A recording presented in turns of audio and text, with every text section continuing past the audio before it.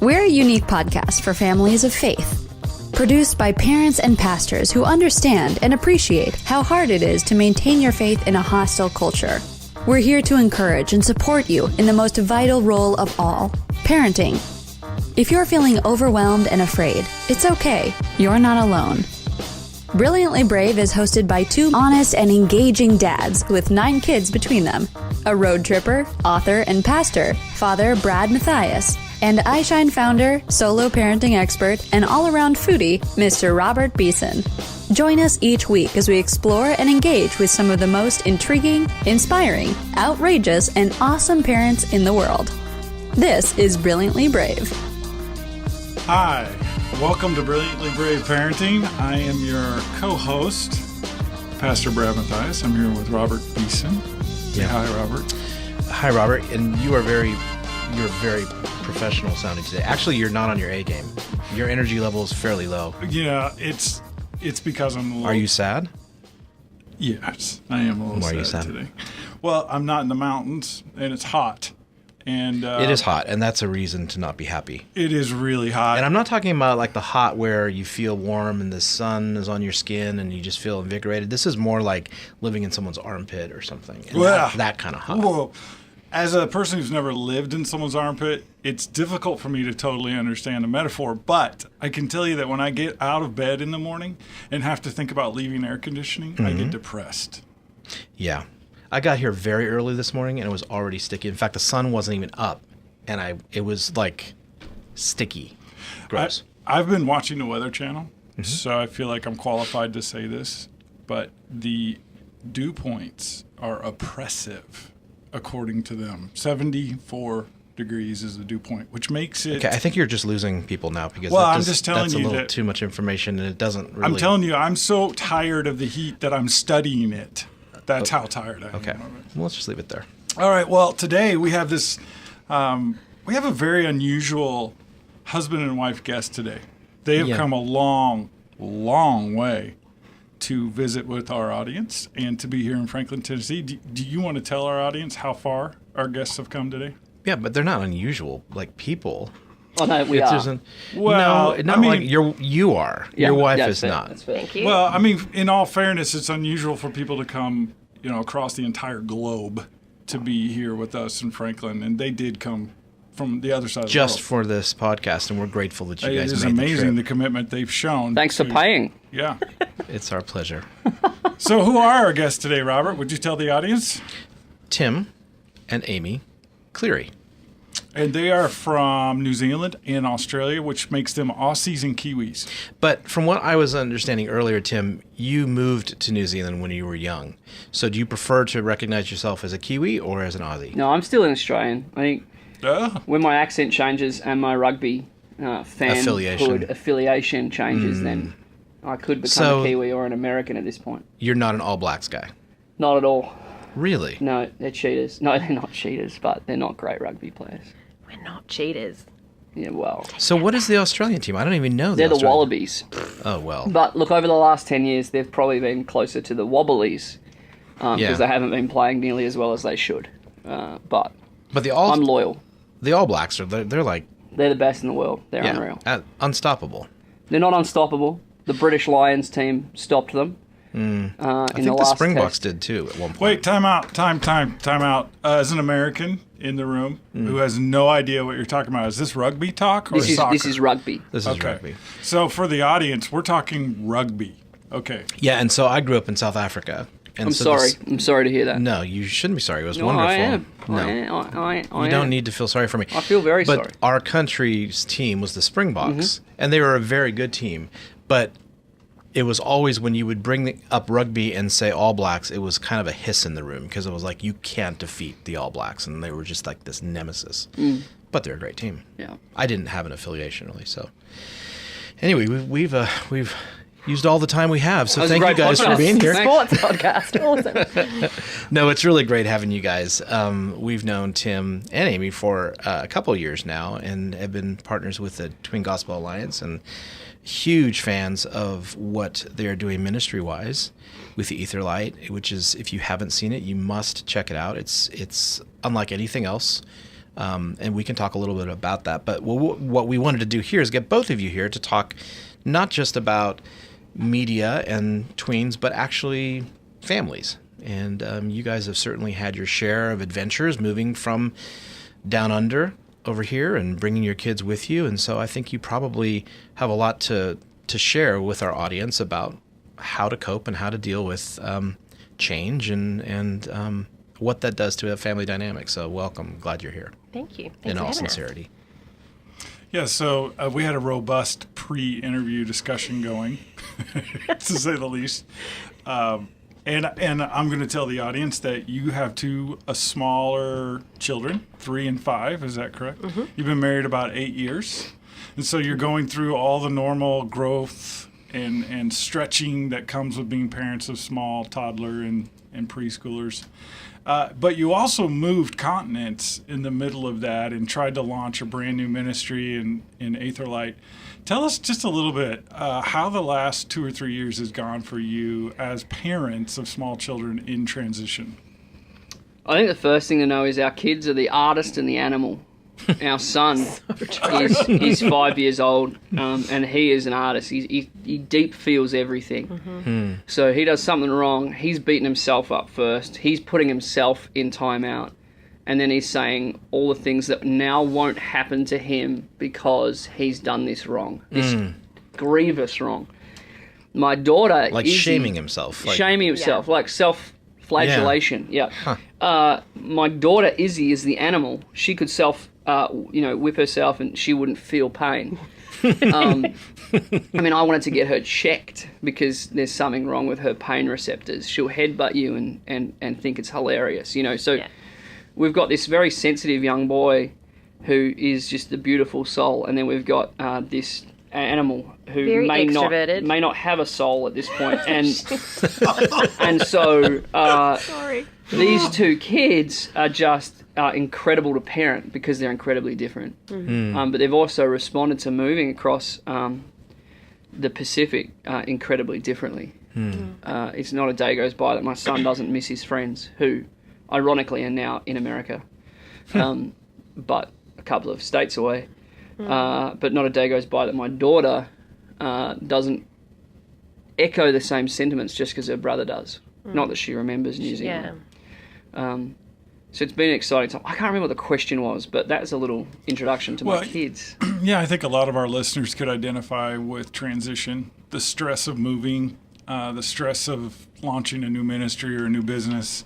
All of those are stresses that many families face. And so hearing your story sort of off the mic earlier today, I was laughing, I was enjoying it, but I was also encouraged by it because you guys have been through some difficult times together as a husband and wife. What would you give as advice to a family who's in the middle of transition and have children as young as your own? And let's get you to answer that, Amy, because I would probably say, with everything going on, we can get distracted by trying to make new friends, trying to sort out the house that we're living in, trying to sort the job, just trying to sort life in a new place. But I think what we had to remember, and we didn't always do it so well because obviously it's all learning, but was to keep the fact that our family is the only consistent and constant thing we have, and to not miss out on the opportunities that we have to be with our kids, to be engaged, doing stuff with our kids. So many times, Tim was, I think we arrived in the country and 3 days later he was off traveling. No bank account, no car, it's snowing. All I have is my Nespresso coffee machine and the Wi-Fi is working. And that's all we cared about.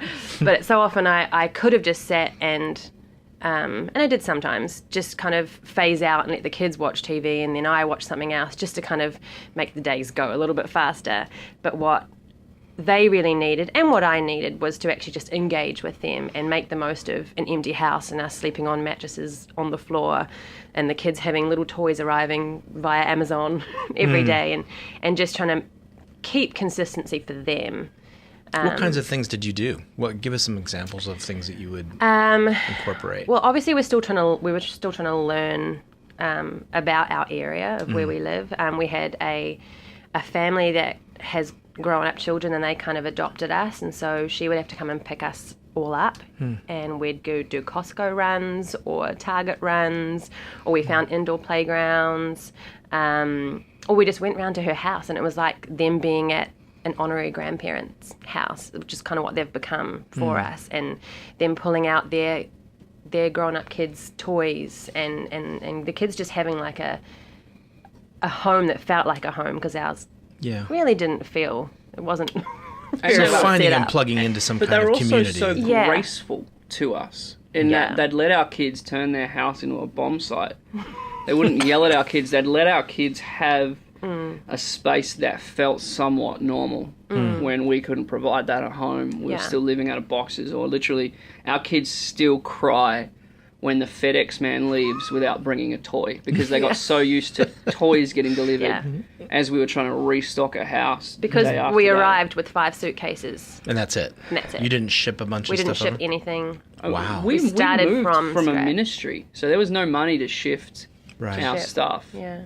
I think we got a little bit of money to set up a house, and by a little bit I mean, you A know, little bit. Enough It to had get, it to had get 3 linen zeros, and but it didn't go over 3 numerals. You know, like it was the basics. it was just the basics, and so these kids were in an empty sandbox of a house. But they And so- didn't care as long as the consistent, constant Yeah. was there. As long as, and I mean, they really struggled. Joel particularly struggled because he could remember New Zealand. So he could remember that he had his 3 friends back in New Zealand that he just wanted to be And how with. old was he when you guys left? He was New Zealand? about to turn 4, Okay. and Izzy was about to turn 2. Yeah. So all he wanted to do was go and find friends, to the point where he would start talking to adults in the grocery store. He would, hi. he will still walk past somebody's house and they're mowing their lawns or they're cooking their grill, and he'll say, "Hello, my name's Joel. Maybe my mum will let me come and play at your house sometime." Wow. To grown, Do you have children? Yes, they're all growing up. Can I come and play? you know, like Really? No. And he's the artist, so he's emotional if we say no, he can't go play at that stranger's house. That is actually a remarkable quality for someone that's an artist. They're not necessarily Yeah. always that He's outgoing. social, but then and- he's not social, kind of all in one. It's a yeah. It's his father. It's I don't know how to deal with you, Tim. You're up. Izzy, on the other hand, she'll tell everyone how she feels. Yeah, so Like that. tell us about the dynamic you had, Tim, with your daughter as you were traveling so much these last 2 years. Yeah, the animal. The animal. Corn.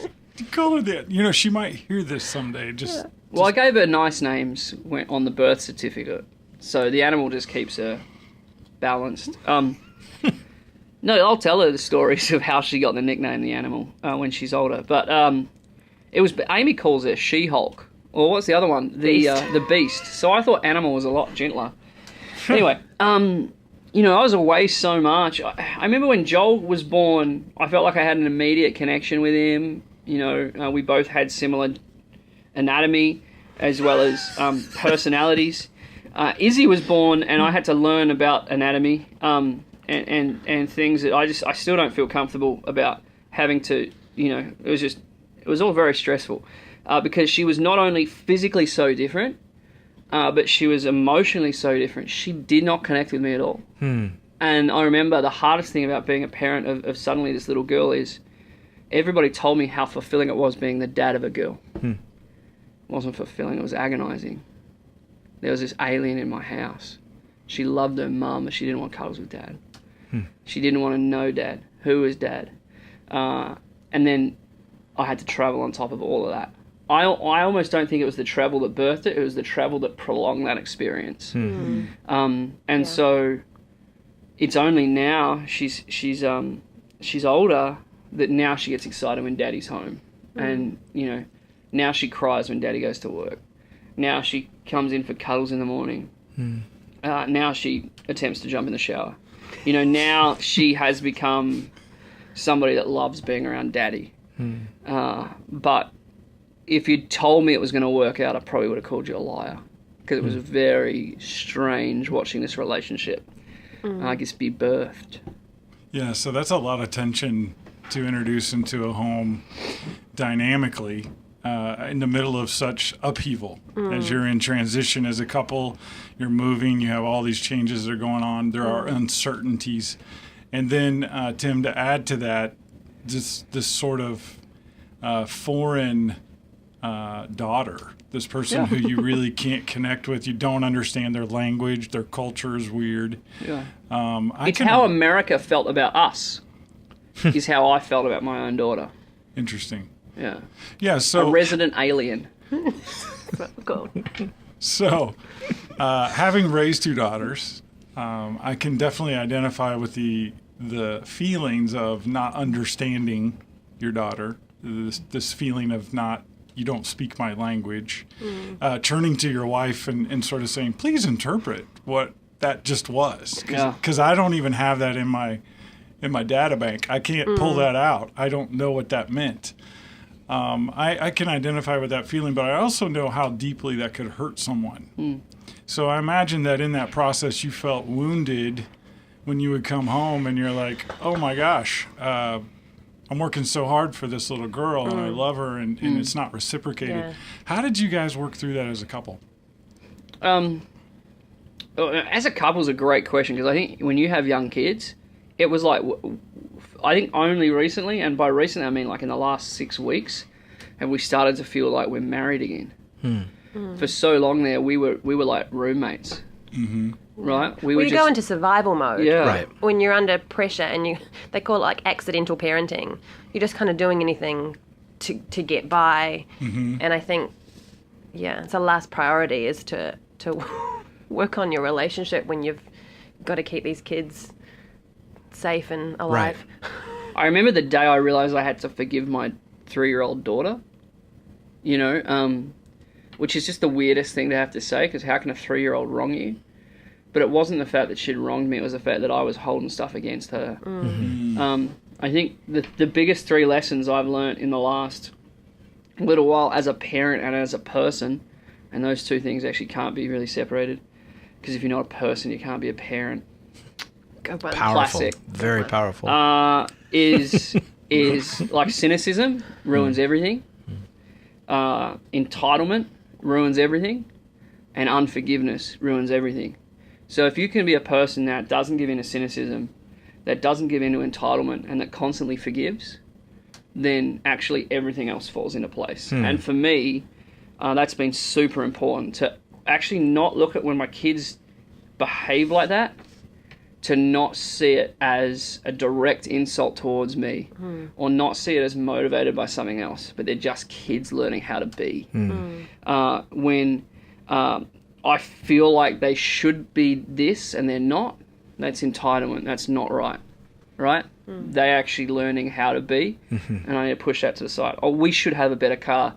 We should have a better job. We should have a better house. We should have better kids. None of that exists. None of that is real. And then finally, unforgiveness sucks. I have to constantly forgive my kids. And I love the distinction that you made, that it's not about a wrongdoing necessarily. It's about letting go of, what you're holding as an infraction or as a wound. That's a very important distinction. And probably a lot of parents get stuck on that because they may have some resentment towards their kids that their kids didn't intend there to be. And your spouse. I have to forgive her. Yeah. She's the worst.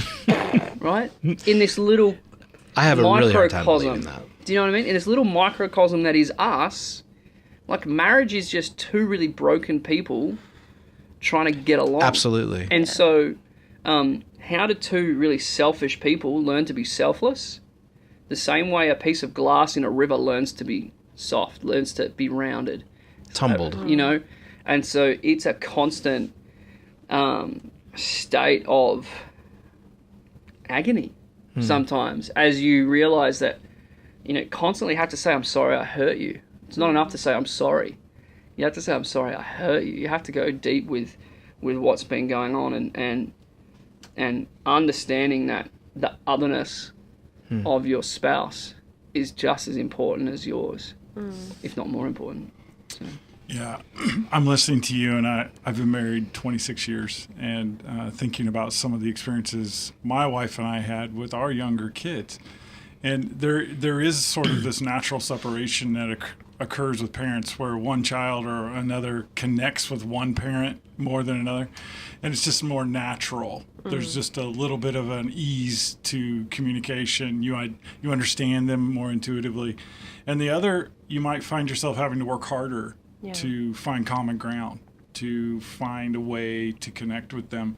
And it can build up frustration between the husband and wife, because you can have, just this sort of almost jealousy. Like, how can you do that so easily? I have to work so hard, and when I do, it's not received well. You can just look at them and they run to you.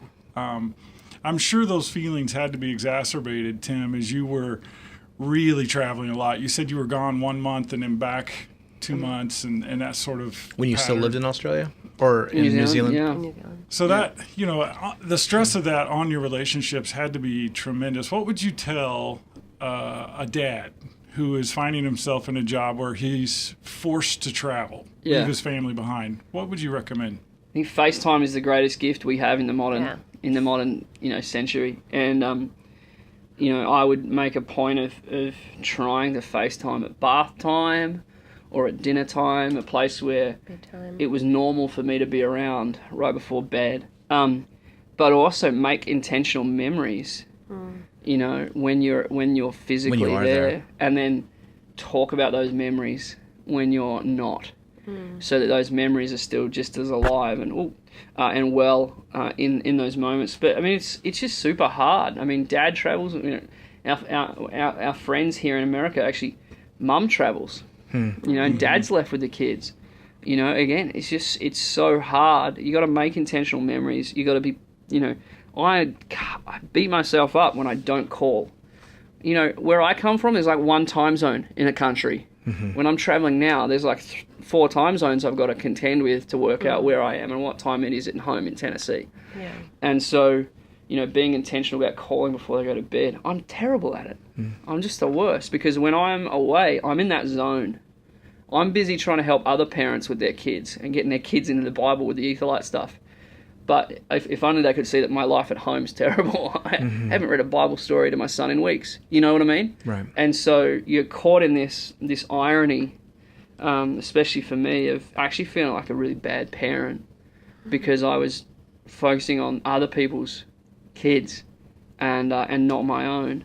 And so, intentional memory making, but also take advantage of technology. Yeah. Get on FaceTime. My daughter still asks, "Daddy, where are you?" I don't know why she speaks like she's an Asian grocery store owner, but she does. I was going to ask. Yeah. "Daddy, where are you?" And I'm like, "I'm at work, baby. Like, I'm like 2 minutes away at work." But she's so used to me not being somewhere, not being close, Right. that it's the first question is, That's "Daddy, the where default. are you?" And I think when you leave, bye, I'm off to work. I don't think she still doesn't know how long is he going to be gone If that's for? a When's he week going to be or back? An hour or... And that's why she would have clung on to me, because I was always there, and then really struggled, almost like she was kind of like making Dad work for it when he got back. But Amy's just as bad. When I got home, I was like, "I want a kiss or a cuddle or maybe a special cuddle."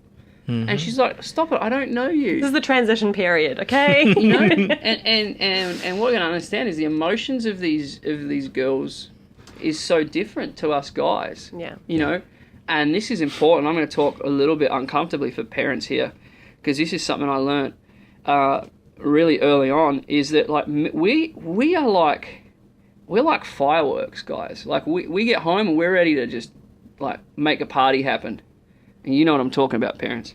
But women are like a diesel engine, right? You got to slowly get them cranked up and get them going. And so I'd get home to the Ice Queen. She's put up these walls. The Ice Queen? Yes. Is that what you She's just said? Princess Elsa. Okay. I got home All to right. this woman Queen Elsa, who'd put up walls to kind of protect herself while I'm gone. I don't want to miss him. I want to focus on my kids. So I get home to just this very scary, strong woman who I don't know. But equally, she doesn't know me. And so I suddenly want to get home and get into bed, if you know what I'm saying. And she's like, "I don't know you." Just hold me. And so I had to learn really quickly that the dynamics had to change, that I had to like just ease into it and understand that once we're back to normal and it's great. But this was a finely tuned diesel engine, and I was an electric start. Because I have to cope Right. when and I'm a highly capable woman, but I still had to kind of portion out my energy. She had to say that because I didn't say that. I'm sorry. You're a highly capable woman. Thanks, babe. There you go. That's healing. And I kind of learned to cope without him. Right. And then all of a sudden he comes back and he messes with the systems and the house is messy again. And you had it the way... And I had it all. I'm a slight control freak. And then he comes in and just she's kind not of... a freak. She's very controlling. But yeah, he kind of just messes with the system, and so we all have to transition. Well, you know, as a pastor, that's the first time I've ever heard a couple tell me that. Really? Yeah, that's it. You guys are unique like that. No, he's full That's of sarcasm. That's called sarcasm in America. it. Yeah, he's got a problem with that. I was going to say. I think it's interesting, you know, I identify but in a different way with what you're saying because I was a single dad for 8 years. My wife, who I'm married to now, was a single mom for 5 years. And, sorry, I'm pulling a cord. It's like a leash. If you're listening to this and can't see this, I've I got thought that was a serious point you were trying to a leash. make, so I was just going I was with actually going somewhere. Okay. My wife was a single mom for 5 years. And so talking about what you said, we had our system set up. Yeah. Fully set up. And so now that there's an integration, it's like, wait, that's not how we do it. And she's like, yeah, that's how we do it. and so there's this kind of having to accept that there's not a right or a wrong to a situation, but it's like moving into America. You have to understand the culture. You have to like acclimate to the way things are done here.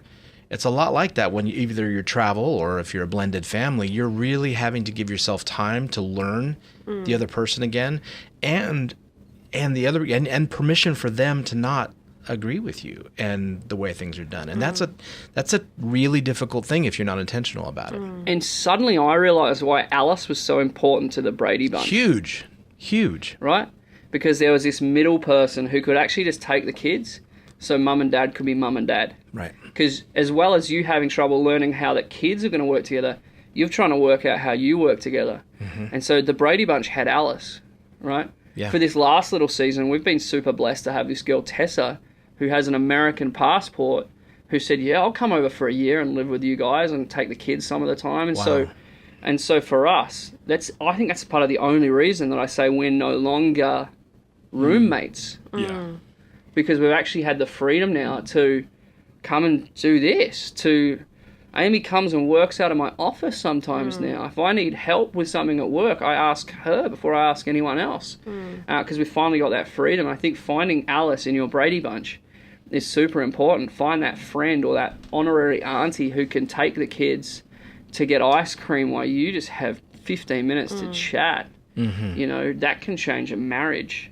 What kind of dynamics did you guys work on when you came back? Or if there's a parent out there listening, it may not be travel, it may not be a blended family, but there is a difference. You almost feel like you're in different places, like you can't relate, and you have to parent, like you're saying, that doesn't stop, but you're in different places. So what are some of the dynamics that you noticed, either that you employed yourself or that you wish you would have, that helped you kind of re-engage besides just the Alice? I mean, that's a good one, finding someone to lighten the parenting load for a sec while you guys can reconnect.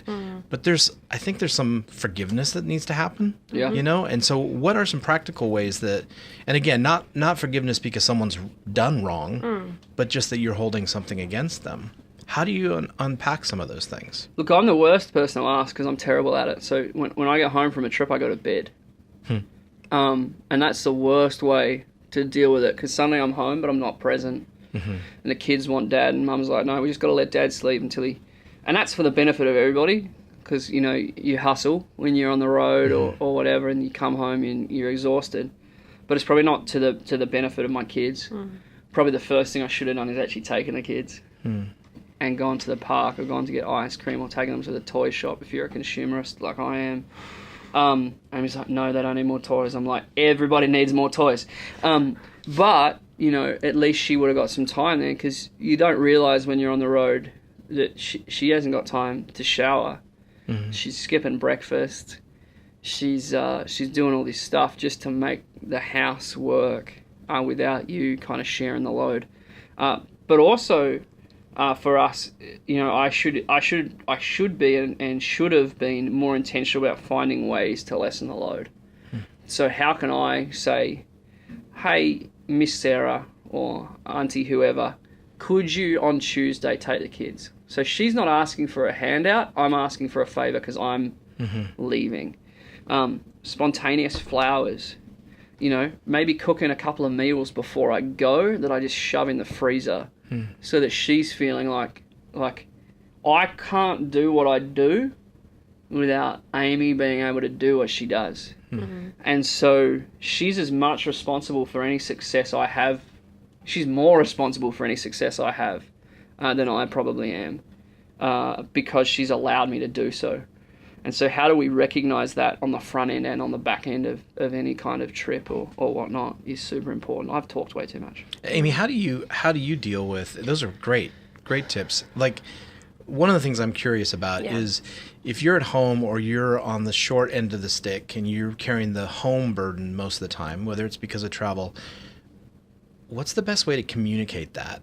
Because I think you could, like, everything could really be explosive if it's just you're going off of raw. Have you guys found dynamics communication-wise that, like, and we're still working on it. Swear words work. No, I mean, I don't know that there's a right answer, but I know Yeah. for me, a lot of times it's not, the way you communicate is more important than what you're communicating sometimes. And so I think it also comes down to what your love languages are and like who you are as people. So for me, I'm quality time for sure. Alexis is agreeing. So when Tim gets home, like, I just want to hang out with him. Like, I've been stuck with children for however many weeks or months. Like, just hang out with me, have some adult, conversations, or take me out and treat me. And I'm sick of people. And he's like, I'm done with people. I just want to go to bed. But also to get back into kind of a rhythm for us. And I'm noticing, obviously, with Tessa helping us and us being able to spend time together, we met. And he was a youth pastor and I was his intern. So we were doing ministry together. That's how we met. So we've always done some form of ministry together, been serving together. And I think that's where we operate best. We are a great team. common. Yeah. So when we come over here, my primary role is caregiver to the children. His is a job that takes him elsewhere, traveling and so much energy. I think we just, we don't have... And we still kind of haven't got that thing that we do together. Right. So I'm serving at church. He's always away, so he can't commit to the level of serving that I do. And his passion may not be for preschoolers like mine is at this stage that I'm in. Mine's not at all. Mine's not at all. So that's probably been the thing that I'm looking forward to, is finding that thing, Common that thing. ministry, that serving, that where we can, on a deeper level, be serving God, growing the kingdom, and doing it together, because that's where we work best. You know, as I'm listening to your story, it is so familiar. The sarcasm earlier is because I don't know of a couple alive who has not had to walk through what you just walked through. Yeah. And your courage and humility to share that with our audience is greatly appreciated, and you're helping people, because there are a lot of couples who are feeling right now like we're the only ones, that don't have this figured out. And I think in the Christian world in particular, there is a pressure to do this quote right, to get it right. What is right? Yeah, exactly. And so one of the things that we're revealing, the lie, is that there is some proper way to be married and proper way to raise children. And the truth is that we never quite get this dialed in. At whatever age or stage you are as parents, there's always those moments where you're aware, oh, I'm out of balance here. Yeah. I need to focus more on the needs of fill in the blank, my daughter, my son, my wife. And that constant searching to be more selfless, I think, is what Christ really intended when he invented marriage and children. This idea of family is a way not only to demonstrate to the world that God has a plan and a purpose for us, but also a way to make us like him. Yeah. So the actual process of being married, the actual process of raising kids is hardwired to reveal those areas in our life that we really need to still work on. And what you're sort of exposing and sharing with us, I know every single listener is laughing or crying because they know they have a different artist and animal Yeah. in their home, but they understand what you guys just explained. And the need to find space to be a husband and wife, you know, to spark romance and to have connection. Those are essentials. Those aren't secondary things as parents, because when we have small kids, we can push that down and say, well, I'll get back to that at some point when the kids are older. And I would encourage you, fight for that. You know, fight for those, what'd you call it, special cuddles? Special cuddles. Special cuddles. Very special cuddles. Yeah, I think those are essential. Those aren't secondary. Those are primary. And so good for you for all that you're doing to stay connected. And Good for you for all those special cuddles. That's right.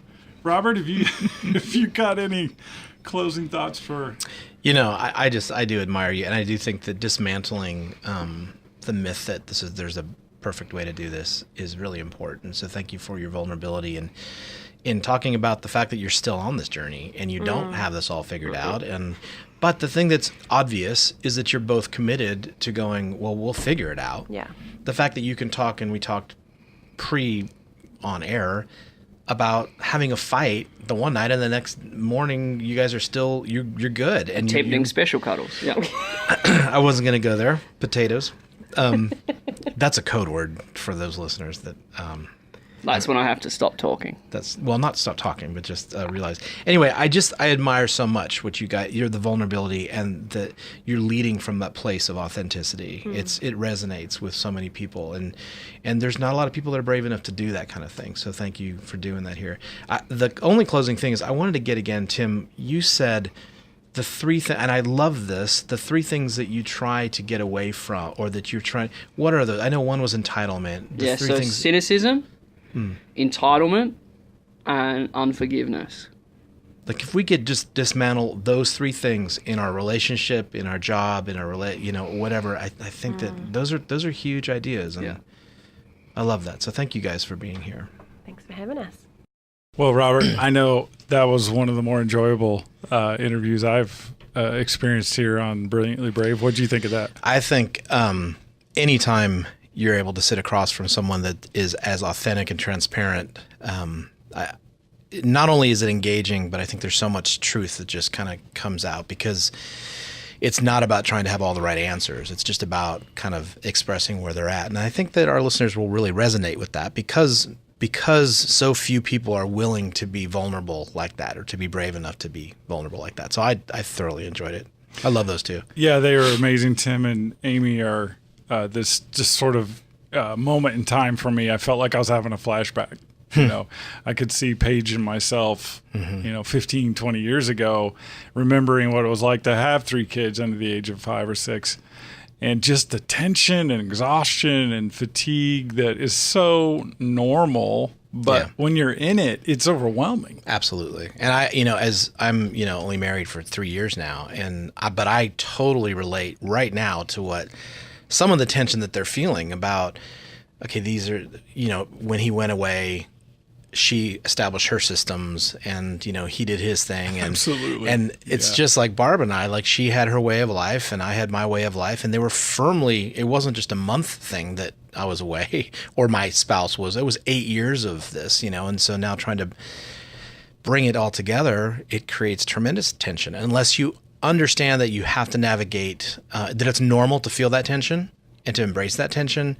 I think it can be very, did I make a mistake? Right. Is this not, but it's just, anytime you're colliding cultures, it's going to happen. And I think the great thing is that you are so much the better for it on the other side of walking through this. And I think our kids are better for it as well, because they're seeing you navigate tension just like those two are and have been. And they've done an outstanding job for as young as they are. I don't actually know how old they are, but I know they're not old.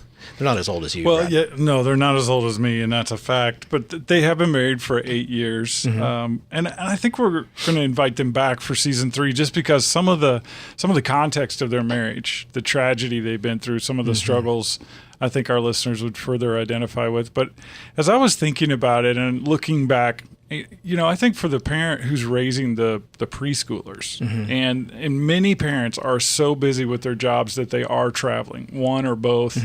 There's just there's no time left for... Or if it's not travel, it's just at the office all the time. Right. I mean, and I totally get what Tim says when I come back from a trip or sometimes, either traveling or just working.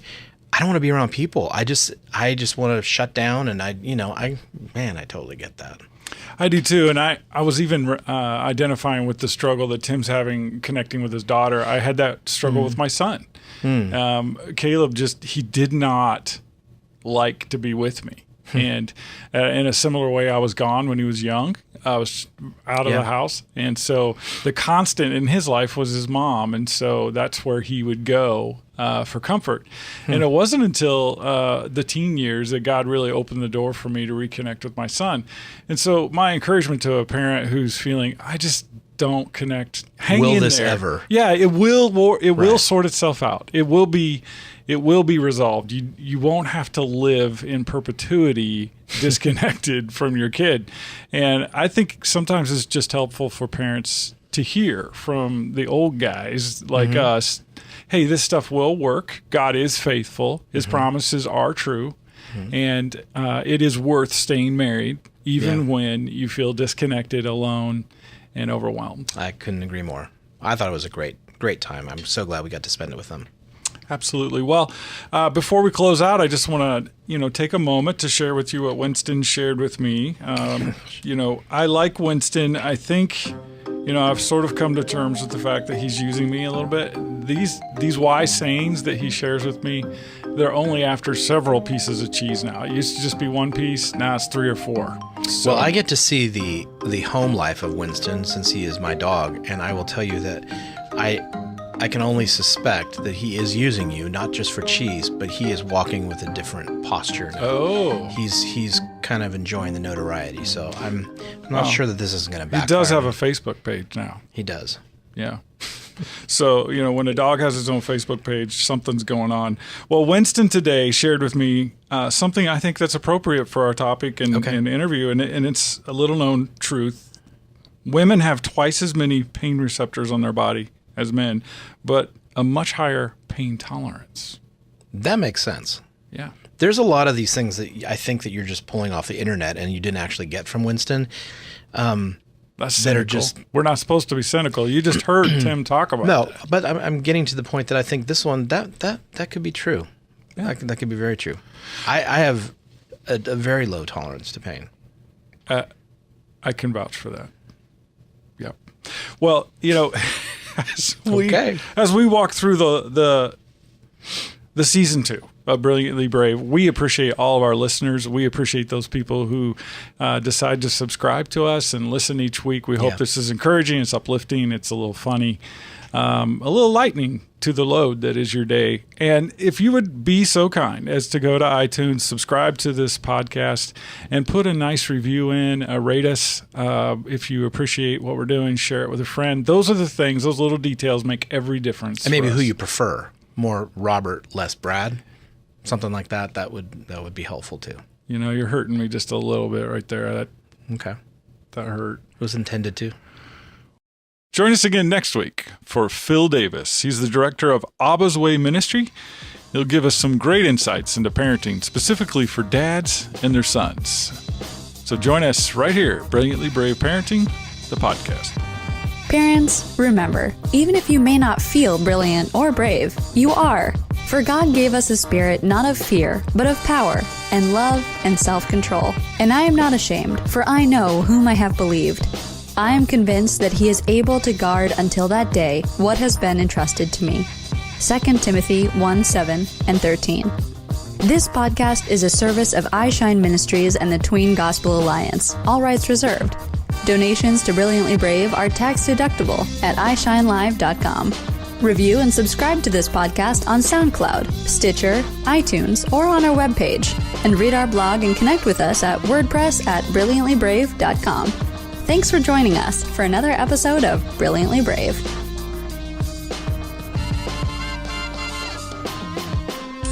What our kids believe is going to define them for a lifetime. According to George Barna, by the age of 13, what a kid believes is what he'll die believing. For parents and for pastors, that's a frightening experience, especially if you've got an 11 or 12-year-old. At the I Shine Ministries headquarters, this became a huge priority in the last year. We partnered with the Tween Gospel Alliance to bring you a brand new resource known as the Shock and Awe Study Guide. And I'm here with one of the co-founders of this entire program, Robert Beeson. Can you tell us, what is the Shock and Awe Study Guide? It is awesome. More than that? Yeah. Okay.